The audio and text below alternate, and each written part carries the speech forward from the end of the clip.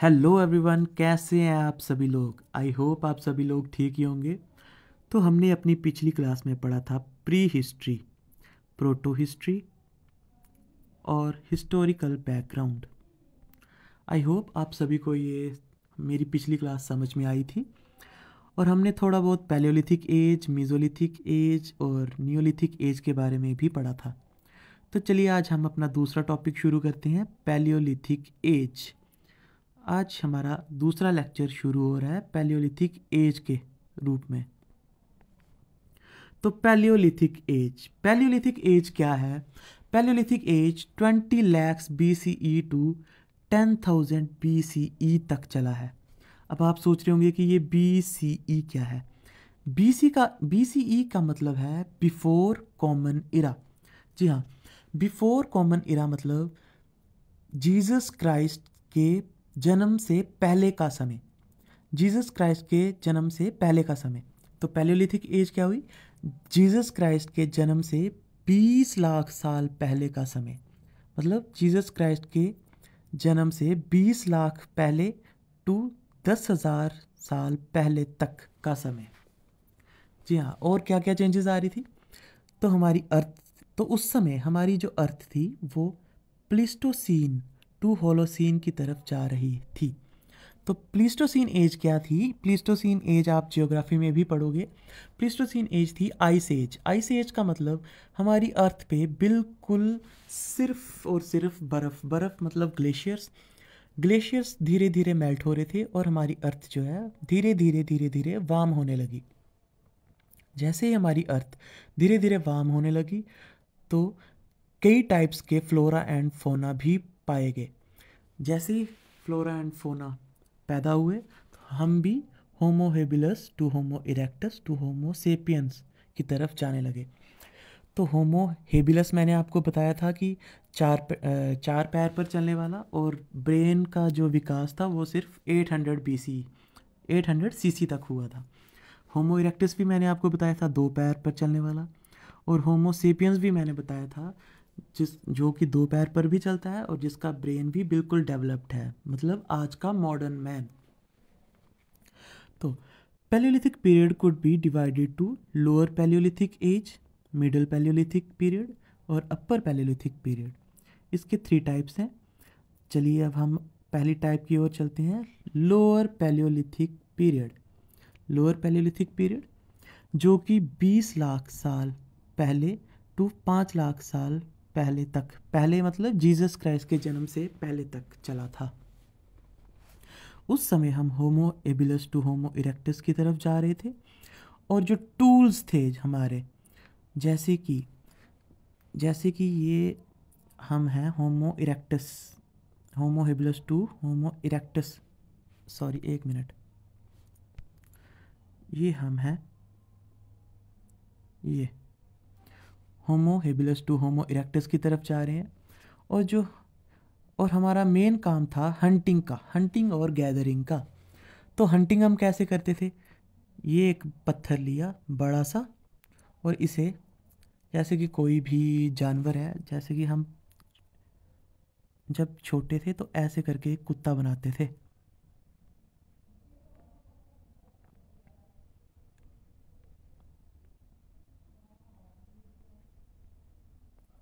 ये इसकी दूंभ, ये इसका सर, ये इसकी टांगे, हाँ, ये बन गया हमारा कुत्ता। और ये इसकी आँख, इसे मैं मिटा देता हूँ।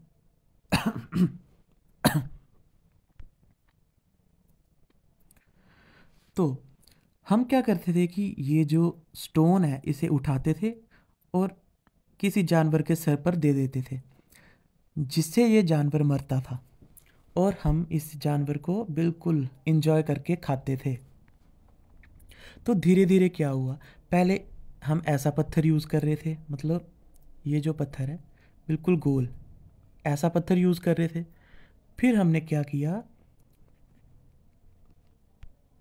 मतलब पत्थर को हम, जैसे ये एक पत्थर है और इसे अगर हम इस जगह हिट करेंगे तो ये वाला एरिया जो है ये बाहर निकल जाएगा, तो रह जाएगा ये पत्थर, ये पत्थर जो कि जिसकी साइड बिल्कुल शार्प होगी, और एक ये छोटा सा पत्थर जो कि इस साइड से निकला था, इसकी भी ये वाली साइड थोड़ी शार्प रहेगी।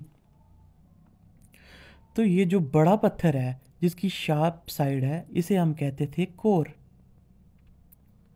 और ये जो छोटा पत्थर है जिसकी शार्प साइड है, इसे हम कहते थे फ्लेक।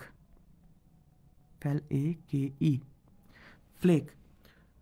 फ्लेक। और इस प्रोसेस को, ये जो पत्थर टूटा है, इस पूरी प्रोसेस को हम कहते थे फ्लेकिंग। अब हमारे पास दो पत्थर हैं, देखो ऐसे करके, ये शार्प, और ये वाला भी ऐसे करके शार्प। तो ये बड़ा पत्थर था। इस पत्थर से अगर हम इस कुत्ते को मार रहे हैं, अगर हम इस पत्थर से मार रहे हैं, तो इसे हम कहते थे सोमालियन कल्चर। सोमालियन कल्चर नहीं, सोहानियन कल्चर। जी, यहाँ पे होगा लिखा हुआ, हाँ, सोहानियन कल्चर, जो कि नॉर्थ वेस्ट इंडिया में बड़ा ही मशहूर था उस समय।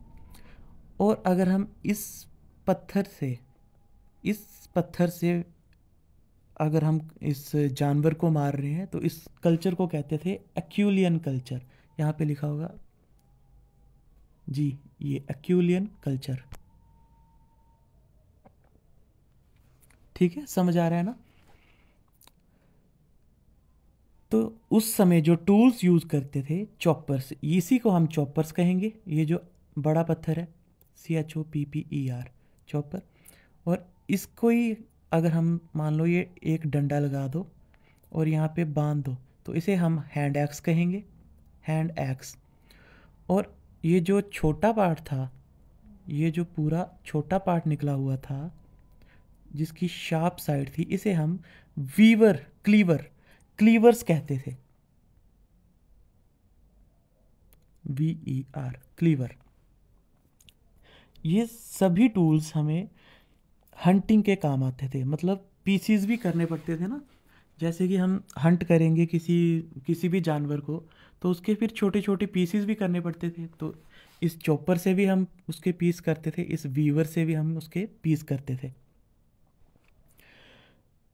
तो some important sites for lower Paleolithic period are Pallavaram Tamil Nadu, Adichanallur Tamil Nadu, अतिरमपक्कम Tamil Nadu. ये 3 साइट्स हैं। साइट्स का मतलब इन जगह पे खुदाई करके हमें ये पता लगा था कि यहाँ पर पैलियोलिथिक एज के स्टोन्स जो हैं, जो भी स्टोन्स नहीं, टूल्स, जो भी टूल्स हैं वो यहाँ पर पाए गए हैं। तो चलिए अब आगे बढ़ते हैं हम। Middle palaeolithic age. Middle palaeolithic age 5 lakh BCE to 40,000 BCE तक चला है। BCE का मतलब आप समझ गए होंगे। हम होमो हेबिलस टू होमो इरेक्टस, हम इस समय होमो इरेक्टस की स्थिति में थे। क्लाइमेट जो है वो और भी वार्म हो रहा था। और हम फ्लेक मैंने आपको बताया, ये जो छोटा वाला ये वाला है फ्लेक टूल्स, छोटे टूल्स की तरफ जा रहे थे। तो चलिए नेक्स्ट आता है upper palaeolithic period. Upper palaeolithic period 40,000 to 10,000 BCE तक चला है। इस समय हम होमोसेपियंस में आ चुके थे। जो हम टूल्स यूज़ कर रहे थे, जो कि मैंने आपको ऊपर बताया, चॉपर्स, हैंड एक्स, क्लीवर्स, वो हम बोथ स्टोन के भी यूज़ कर रहे थे और बोन के भी यूज़ कर रहे थे। माइक्रोलिथ्स, हम स्मॉलर साइज़ में आ चुके थे। जैसे आपने देखा था कि हमने उस पत्थर को तोड़ा, एक साइड जो फ्लेक टूल्स थे, और फ्लेक टूल्स को भी अगर हम थोड़ा थोड़ा सा तोड़ेंगे तो उनको ही हम माइक्रोलिथ्स कहते थे। पहली बार फायर का आविष्कार हुआ था। आर्ट ऑफ केव पेंटिंग मतलब केव जैसे कि कोई गुफा, और गुफा के अंदर पेंटिंग की हुई। तो सबसे पहला एग्जाम्पल जो है वो हमें मिलता है भीमबेटका इन MP, आजमगढ़ इन मिर्ज़ापुर, आजमगढ़, मिर्ज़ापुर, और लाठी दियार इन उत्तराखंड। ये कुछ इंपॉर्टेंट साइट्स हैं, ये आपको याद करनी है। और माइक्रोलिथ्स साइट्स हैं चोपानी मांडो, महादहा इन यूपी बेलन वैली। तो दोस्तों मैंने आपको बताया कि जो पैलियोलिथिक एरा में ऑक्यूपेशन थी जो हम करते थे वो सिर्फ फूड गैदरिंग और फूड हंटिंग ही करते थे।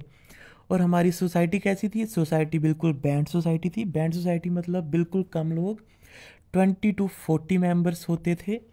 कोई भी लीडर नहीं होता था। हम नोमैड्स थे। नोमैड्स का मतलब खाने की खोज में कहीं पे भी घूमते हुए। सोसाइटी जो थी वो ईगलिटेरियन थी। ईगलिटेरियन का मतलब इक्वल, मतलब कोई ऊंच नीच नहीं, कोई जात पात नहीं, कोई मतलब पैट्रियार्की और पैट्रियार्कल माइंडसेट कुछ नहीं, मतलब बिल्कुल इक्वल, सब इक्वल थे। तो आज ख़त्म होता है हमारा पैलियोलिथिक एज। कल हम शुरू करेंगे मीजियोलिथिक एज और नियोलिथिक एज। तो दोस्तों अगर आपको मज़ा आ रहा है पढ़ने में तो प्लीज़ प्लीज़ प्लीज़ मेरा चैनल जो है वो सब्सक्राइब करें और भी अपने दोस्तों को मेरा चैनल भेजें, क्योंकि ये जो टॉपिक है और इसके बीच में ये जो कंटेंट है ये मुझे नहीं लगता कि पूरी यूट्यूब पे किसी ने भी अवेलेबल करवाया होगा। ये आपको मैं ही करवा रहा हूँ। बिल्कुल ऑथेंटिक सोर्स और बिल्कुल यूपीएससी लेवल का सोर्स है। तो प्लीज़ मेरा चैनल सब्सक्राइब करें, प्लीज़ सब्सक्राइब करें। आप सब्सक्राइब करोगे तो मुझे भी मोटिवेशन आएगी और वीडियोस बनाने की। तो चलिए, थैंक यू। कल हम तीसरा लेक्चर शुरू करेंगे।